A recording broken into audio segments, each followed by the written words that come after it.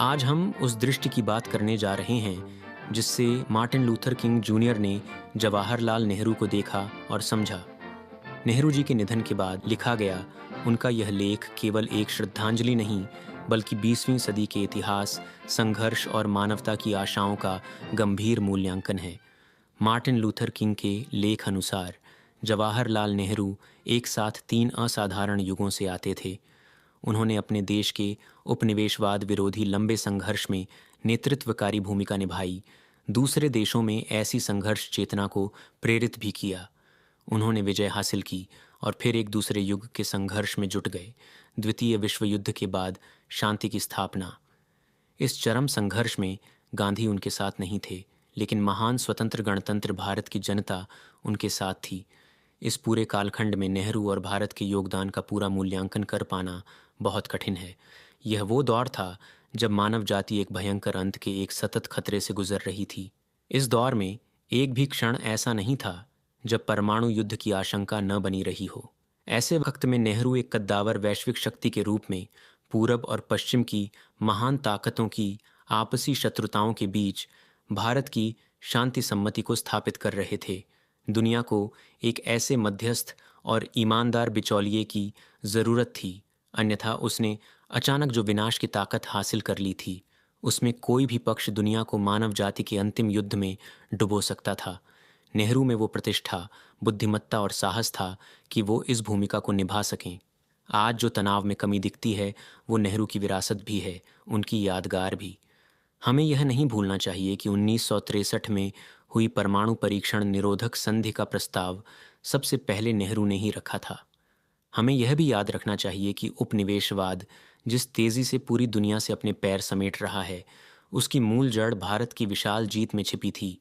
और यह भी याद रखना चाहिए कि नेहरू उस एशियन अफ्रीकन ब्लैक को करोड़ों लोगों की एक संयुक्त आवाज़ बनाने में मार्गदर्शक बने, जो आधुनिक विश्व बनने की ओर केवल अनुमान से बढ़ रहे थे। वह गुटनिरपेक्षता या तटस्थता के नीति निर्माता थे, जो कि नए उभरते राष्ट्रों को अपनी स्वतंत्र अभिव्यक्ति देने के लिए बनाई गई थी, जिससे वह वैश्विक मुद्दों पर अपनी रचनात्मक भूमिका भी निभा सके। नेहरू का तीसरा युग उनकी मृत्यु के बाद सामने आ रहा है। भले वही भौतिक रूप से उपस्थित नहीं हैं, लेकिन उनकी आध्यात्मिक उपस्थिति एक जीवनी शक्ति के रूप में अपनी मौजूदगी बनाए हुए है।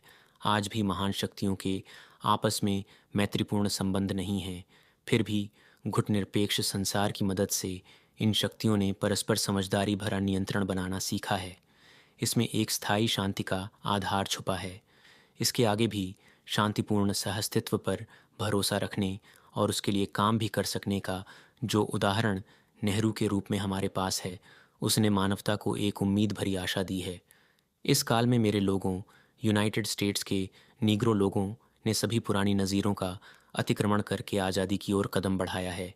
हमारी सफलता का श्रेय उन अहिंसात्मक सीधी कार्यवाहियों और बुराई के साथ असहयोग की युक्तियों को है, जिन्हें गांधी की प्रेरणा से नेहरू ने असरदार ढंग से लागू किया।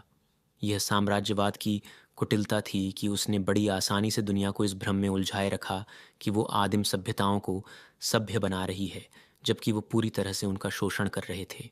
सत्याग्रह ने इस मिथक को तोड़ दिया और उसने खुलासा कर दिया कि जो लोग अत्याचार के शिकार थे, वास्तव में पूरी तरह से सभ्य तो वही थे। उन्होंने हिंसा को खारिज किया और प्रतिरोध करते रहे, जबकि अत्याचारी को हिंसा के प्रयोग के अलावा कोई दूसरा रास्ता ही पता नहीं था।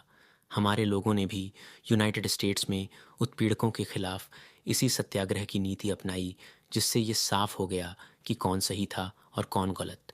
सत्य की इसी अपराजेय नींव पर बहुसंख्यक जनता एक न्याय संगत समाधान के लिए संगठित हो सकी। अभी हमने पूरी जीत नहीं हासिल की है, क्योंकि उपनिवेशवाद के खिलाफ संघर्ष अभी जारी है, और सबसे ज़रूरी यह है कि एक स्थायी शांति की सफलता अभी हमसे दूर है। एक सच्ची सभ्यता के लिए मानव जाति द्वारा किए जा रहे इन सारे संघर्षों में, संवादों में हर जगह नेहरू की ऊंची शख्सियत मौजूद है। भले ही भौतिक रूप से वे अब दुनिया में ना हों, उनकी कमी पूरी दुनिया को खलती है। कितने सारे लोग सोचते हैं कि काश नेहरू हमारे साथ होते। इसीलिए आज इस बेचैन दुनिया में नेहरू अभी भी हमारे साथ हैं।